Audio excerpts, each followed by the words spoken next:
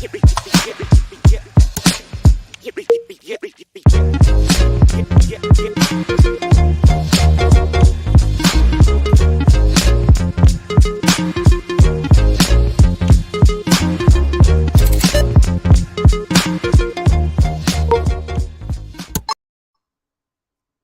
everybody. Welcome to Essential Pedagogy Podcast. I am Stephanie the Educator, or Steph the Educator. I like Steph now. I don't know why. It's my old age. I like Steph. Um, I had started this podcast with the intention to build compassion around where I've been working for the last 20 years. I've been in education for 20 years. And I want, as a result of you listening to this podcast, for people like you to, within my profession and outside, and all others, to grow in compassion for public education and the American education system here in the United States. It's really a ministry that I have embraced, that I got a lot to say about this topic, and I believe a lot of people do too. So without further ado, I want to introduce you to my guest. Her name is Natisha Booker. She is related to education because she's not just a person that is concerned about our future, but she worked in education for many years as a social organizer, and I would say kind of like a social worker within the schools. She worked for a company called Community in Schools for a number of years, and she is a dedicated mother who he graduated in the public school sector, and he's doing well and thriving and going for his dreams. And I got some things to talk to you guys about that, about her son. He's just so awesome. I adore him, and he has found a way to express himself in a way that is tapping into his talent. So I really, really appreciate how she has done things in her personal life as well as in her professional life towards education. So without further ado, I want you to say, we'll see, Natisha Booker. Hi, Natisha. Hello. Good evening. I thought I was going to start automatically. Okay, so Natisha, talk to me about how you got involved in education with community in schools, and what your role was, and we'll talk about that a little bit, and then we'll talk about some other things that I talk about with every guest. Go ahead. Okay. So I always wanted to work with kids, and my initial goal was to become a teacher. But right out of college, I didn't do the teacher certification in college. So right out of college, my godmother said, "Oh, you like to work with kids? You should check out this nonprofit organization called Communities in Schools, and you can work there while you're working on getting your certification." And that's what I did. Signed up and fell in love with working with the kids, working with students. And I did eventually get my teacher certification, but never went into the classroom. I preferred working with the students on a social aspect, and I felt like I could help them more in the role that I was in than being in the classroom. So I did that for 17 years before I moved on to something else. And I'm still close with some of my students that I worked with in middle school and high school. I know. Cool. Isn't that so rewarding? It is. It makes me feel old, though, because they have kids of their own. And it's like, wait, how old am I? I know, right? For the kids that I worked with to have kids, like, wow. I know. I said, I've been doing this for a good long while, 20 years. So that makes me about 30. I will Mhm. tell you that I taught some people in middle school who, honey, they're on their third child. I'm like, y'all passed me up with in the children's. Yeah, Ooh, huh. Thank God y'all didn't, yeah, get get in the teaching field, or else they curved that back a little bit. um, so yeah, time flies, right. and um, I want you to talk to me a little bit about your experiences in communities and schools and working with the students, and what your role was. If you were not a teacher, what did you do? Okay. So, Communities in Schools is a nonprofit organization that is contracted into the school districts throughout DFW. And what they do is they support the staff there, specifically counselors. They are not counselors, they're not school counselors. They are more closer to social workers on campus than they are counselors. And Mhm. basically, what we did was support and work with students who were just having day-to-day trouble. Um, when I was on campus, I had a caseload of, if there were two people on campus, we had 235 students on our caseload. And Wow. what that entailed is we checked their grades, we checked in with them, we put them in groups based on the issues that they were having. If they were failing, we provided tutoring for them or got them tutors, but it wasn't just, oh, we have to get you passing. It was, why are you failing? What's going on that's not helping you in the classroom? And what can we do to help?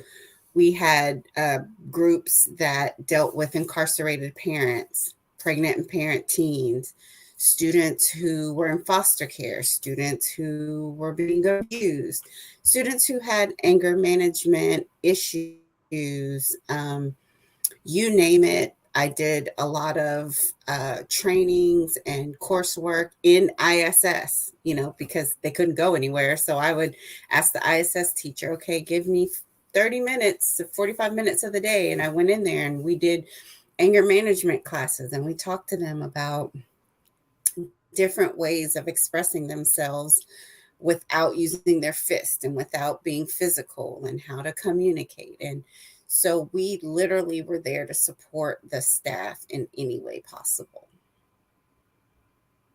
Yeah, that's great. Great. So, you and I have talked a little bit about, some of the things that, I had to build compassion around. Some Hmm. topics that I needed to build compassion around. And one of those topics was your sexual bend and preference, and some of the things that students go through that I don't necessarily talk to or get to know them on that level with. But you've had that opportunity in being in the organization that you are in. You had more of an opportunity.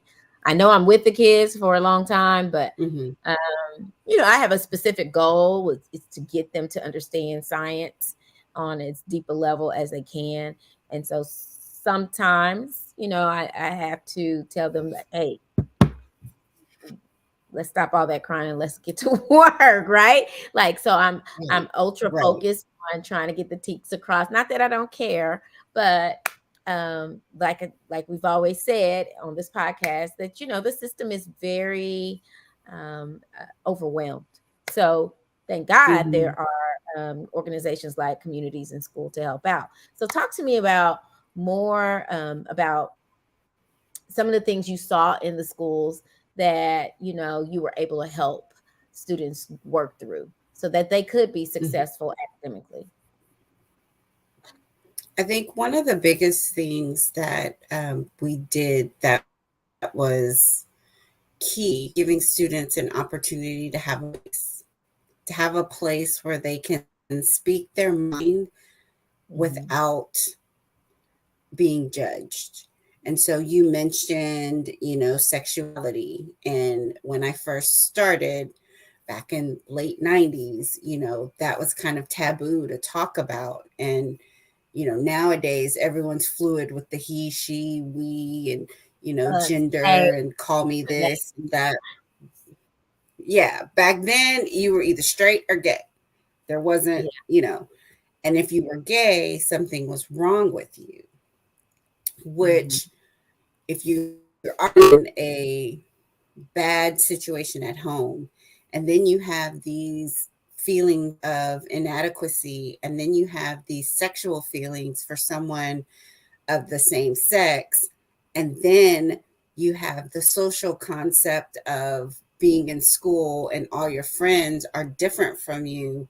That's a lot that you have to work through. And then you have a quiz, or you have a science test, or you have, it's like you on this and you're out. Where's my next meal coming from?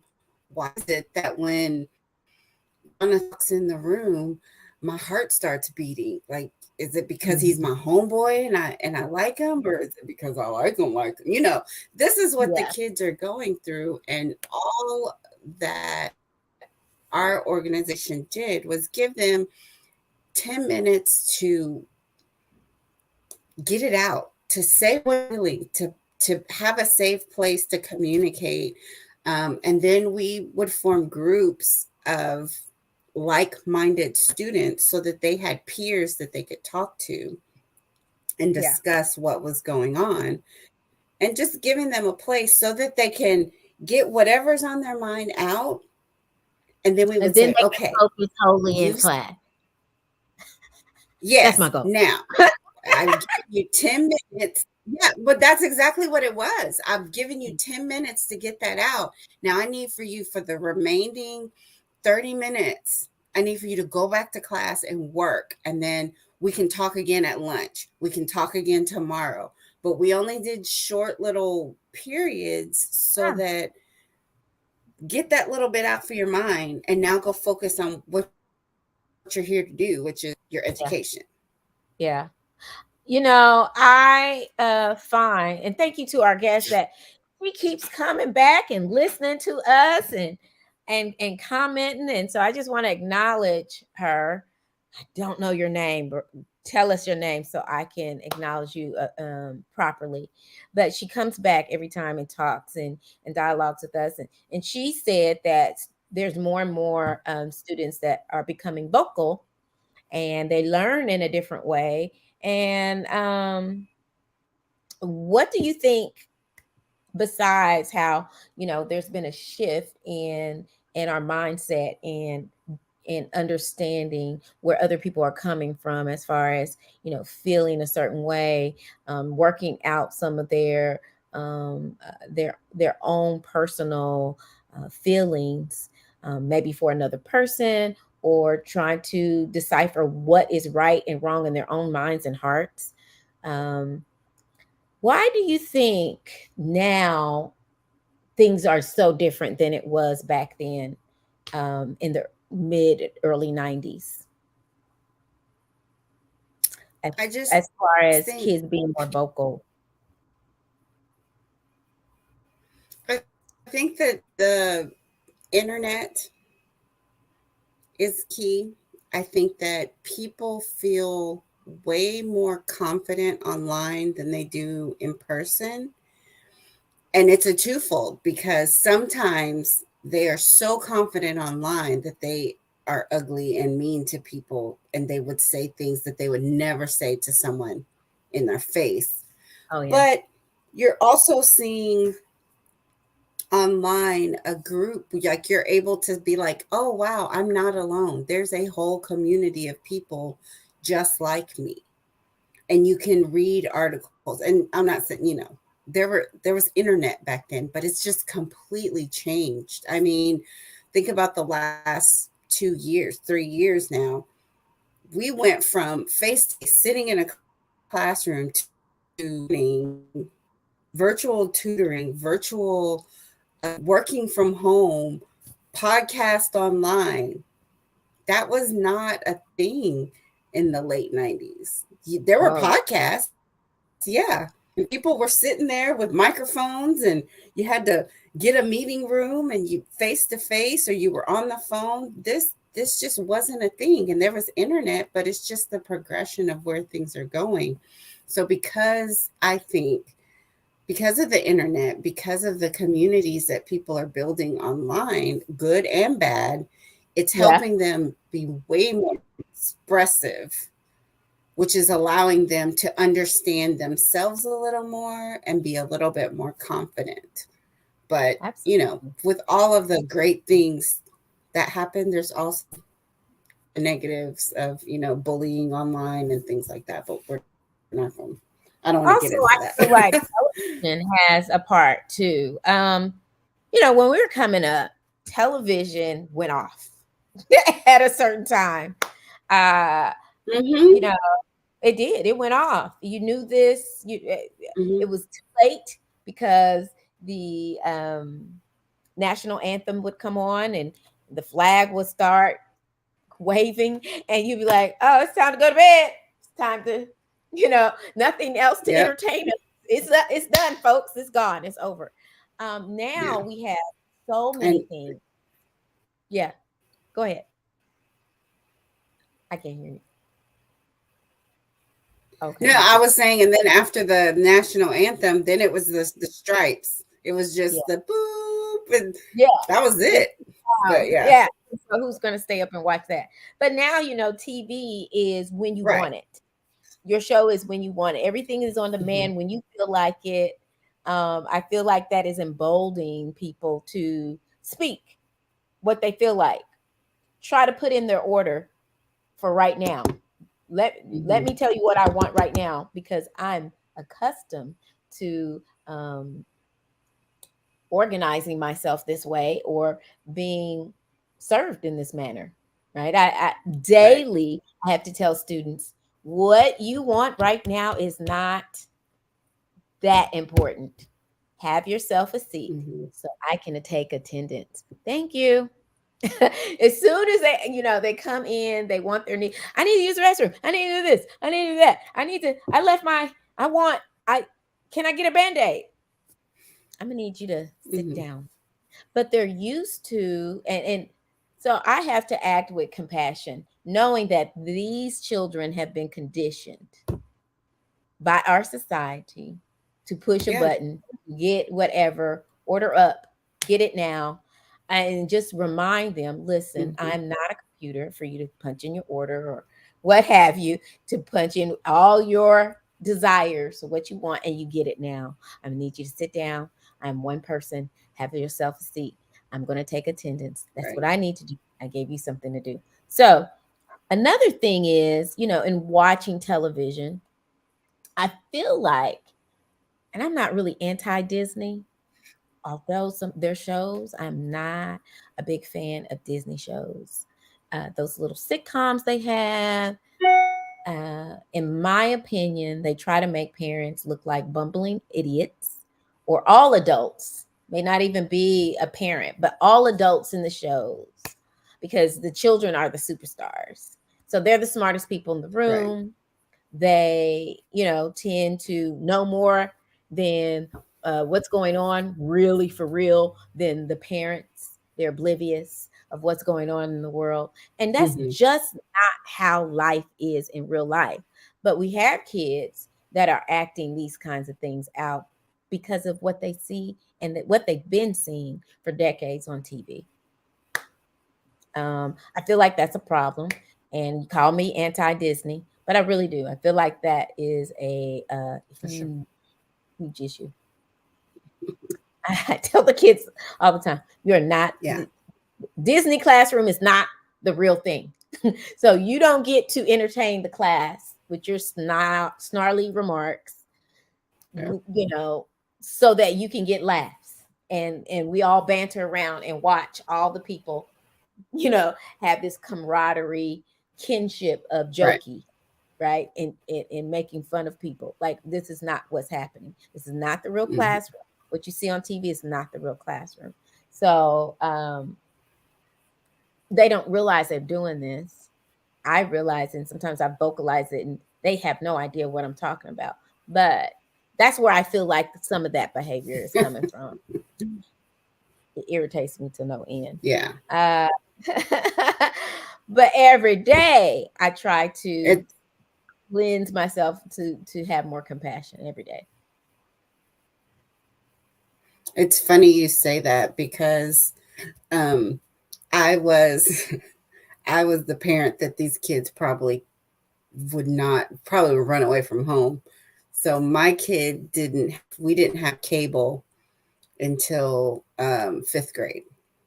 Mhm. So cartoons to him were Arthur and Clifford and Reading Rainbow. It was all the PBS. It was Dragon Tales, and he was introduced to Disney at my parents' house Mm. and loved it. But we had to have discussions after every episode to break down these episodes. So, unfortunately or fortunately, because of the job that I had, and then being a new mom, everything that I ran into at school, I came home and was like, okay, kid, look, stuff. What tell me what's going on. So we would watch That's So Raven and I can't even think of the Disney shows. And then we would have to have a discussion and say, okay, now in real life, the mama would have stopped the kid from bullying. In real life, you can't just go downtown, catch a bus, and go downtown to the store like the kid in the movie did. You can't do that. That's not real life. And Mm-hmm. he would say like, "Oh, you ruining it for me." And it's like, "Yeah, but I can't. If you want to continue to watch these shows, I need for you to understand that's not Absolutely. real. Yeah. You can't talk to me that way. You will Yeah. not go and slam your door in your room. You will wake up without a door." Uh, like, so that was the kind of parent I was. And, you know, I don't regret it at all. I But don't think you should. I really feel like you took it upon yourself to have teaching moments. And I feel like that's what we're right, supposed to do as parents. In addition to, right. you know, that's how you build relationship with your own child. That's how you Hmm. uncover what sometimes they may be going through silently that you don't know about, is through conversations Right. that isn't weighty, that you may be watching a show. My sons and I will watch the news together and have discussions about whatever the daily news was about, and it wasn't always like, oh, do you like this politician or that. It was just the local shows of, parents giving consent on tattooing kids or something like that. And we was like, hey, I had a discussion with my child over that. And it was a very interesting conversation, Hmm. to the point that he is old enough to get a tattoo, way old enough. He's 24. He doesn't have one yet. And I tend to think it's because of our conversation when he was in sixth grade. We had a conversation about it from watching the news. I feel like if parents do that more, that there'll be less suicide in the age range that we see them. I feel like it would be less um, dropout. Dropout rates would decrease. I just think it just overall is better for students. The being a part of the learning process is really inserting yourself in your child's life. You will find out what's going on in school Hmm. if you just insert yourself in your child's life. But if you let the computer, the television, the everything Hmm. be their parent, then there's no telling what they will get themselves into, or if they will be the bully, or if they will be bullied and you don't know about it until it's too late. Because Hmm. kids do. This is Bully Yeah. Awareness Week. If anybody knew, I know I'm a teacher, but it's it's Bully Awareness. And we've been teaching the kids about it, and we teach them that sometimes you Hmm. can be the bully, and sometimes you can be the one being bullied, and how that can happen. And we showed, little clips about how easily you can slip into one thing or another based on what's going on around you. Mm-hmm. um, I want to talk to you about Yeah. some of the questions that I ask a lot of my guests. Okay, so are you ready? Okay. You ready? Yeah, I wanted to make one. I know, I like Go to ahead, talk you go, about the go. parents being a part of the learning process. I think it's really important because um, you are supposed to know your child better than the teacher does. And so if the teacher is telling you, hey, your kid is struggling in reading, and you're like, what? If a parent is saying, I didn't even know that, that means you're not reading with your kid. If you don't know that your child is struggling in reading, that means that you're not doing anything with your child at home. The parent is supposed to be the advocate. The parent is supposed to be the one that pushes. And I'll use my situation. I had a child in DISD. Yes, I'm calling them out because they got to do better. I had a child who was in the gifted and talented program, who was reading and intelligent, and everybody loved him. And at the end of the third grade year, they told me, well, we're going to have to hold him back. And I'm like, he's a straight A student. What are you talking about? Well, when he took his standardized test, his reading fluency, right, how fast he read, was on a first grade level. And I said, oh my gosh, wow, okay. I said, and what were his other scores? Well, his comprehension was on a fifth grade level, but because he's reading slow, we want to hold him back. I'm sorry, what? So you're telling me that you want to hold back my child? He's comprehending on a fifth grade level, and you want to keep him in the third grade, and you think he's going to be successful? Or is he going to be bored out of his mind and be disruptive in class with Mm-hmm. repeating all of the things? He knows everything, he just reads slow. Instead of telling me, hey, why don't we learning disability solution was, we're just going to hold him back because that's Mm-hmm. my child and I know he's smart. Mm-hmm. Give more, he's reading slow for that. And moving forward, I made the decision to say, okay, he's reading slow, but I know he's comprehending. So we got books on Audible. I made sure that he read a chapter, I read 2 chapters to make sure he kept up with the classwork. But parents have to be the advocate for their kids. And not And just not to say asking, that they need teachers to don't know know. what they're They doing. need to know before the teacher calls what kinds of things that their child is struggling with. Exactly. And then don't blame the school Exactly. system 100%, right? Don't blame the school system Right. 100%. Your child is having difficulties. Don't act all brand new. That's how. Don't act brand new when I call you and your child's in 6th grade, 7th grade, 8th grade, and I'm saying that he's not a good reader and that we Right. need to work. And you Don't don't act like read with him at I've home. never heard of this. Well, have you read it Right. with your child? Yeah. Have you sat Oh, down with your child and said, hey, tell me what you're learning in school? yeah, yeah. So, So kids are okay. showing I signs of just had depression. to How give is my this little. handled in school? Oh my gosh. Well, more and more our counselors are active in dealing with students' issues when it comes to depression. Unfortunately, depression is very silent unless you're acting out in a certain way.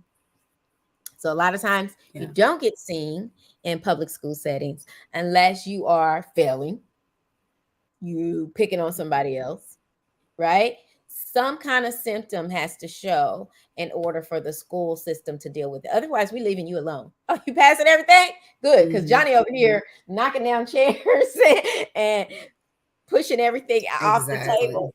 You know what I mean? Like, so it just depends on how this is manifesting. If depression is manifesting in behavior issues, if depression is manifesting in ways that is, you know, cause for alarm for a student, which is, failing grades, um, picking on other people, getting into trouble with, their peers Mhm. or adults. Yeah. So that's how it's handled. Unfortunately, um, this unfortunately we don't see it all, and I will Yeah. employ that a lot of times parents aren't seeing anything unless we bring it to their attention, and that's sad. Mhm.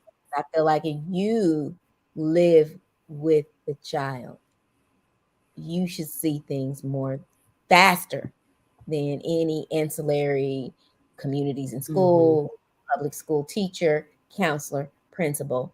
You should be the first line of defense and finding out. Sometimes kids are really good at hiding things from their home life, but I feel like if you have the relationship with your child, you will know if something's going on with them. Yeah. Right. Yeah. So we're gonna end this with I got a couple of questions. Okay. So what do you Okay. think is the greatest lesson you've learned from anybody? Oh my gosh, you're frozen. Okay. Um, I think the greatest lesson. Oh, I think the greatest lesson I've learned is to go after my dreams and my goals. I can get very comfortable and cozy in a little box and stay there and be like, oh, I'm fine. This is fine. And one of my dearest friends is always pushing me to get out of that box. She's always trying to get me to do something different, to do something new. And, if I say, oh, I like this, then next thing I know, she's like, okay, well, I contacted so and so and they want to hear, they want to talk to you about that idea that you had. And I was like, oh, crap. Like, I just said I liked it. And she's like, yeah, but throw it out there, try it out, see what happens. She's always pushing me to do something more, and she's very successful, so watching her do it, it kind of motivates me to be like, okay, Mhm. she's right, and sometimes I fail, I'm not gonna lie, and that's Yeah. okay. That's a lesson learned. I learned something, and then move on, do something Okay. else. So what do you think is the greatest lesson you've taught anyone? um I hope that the greatest lesson I've taught someone is to have compassion and be caring to other people. Mhm. Um, Not just those in your immediate circle, but open the door for someone, even if they don't say thank you. If you see someone struggling, or you see someone that may need your help, don't assume that they need your help, but ask them, hey, would you like me to help you with that? Yeah. um, just compassion for others. There's a lot of times that people look at people like us and don't give us any compassion, but that doesn't mean that we shouldn't give compassion back. Yeah. So It's true. You. I just love you because you are like that. I love you. I love you. Um, love you I too. want to thank you for being on the show. This 30 minutes goes by fast, huh? It Like I feel like does, I have yeah. more questions, right? Have more questions, but I think you covered a lot with working at a nonprofit organization that walks along public schools and help children who need the help. Uh, I hope that community and school earn all the money they need to in order to continue the good works they've done, because I've had positive experiences with that organization, and I just like to see it Yeah. thriving and keep going. Unfortunately, you're not working Awesome. there anymore, so I'm we'll not. just table that for But another I know show. people. Yeah. People, I still have friends. Yes, I still have friends that work there.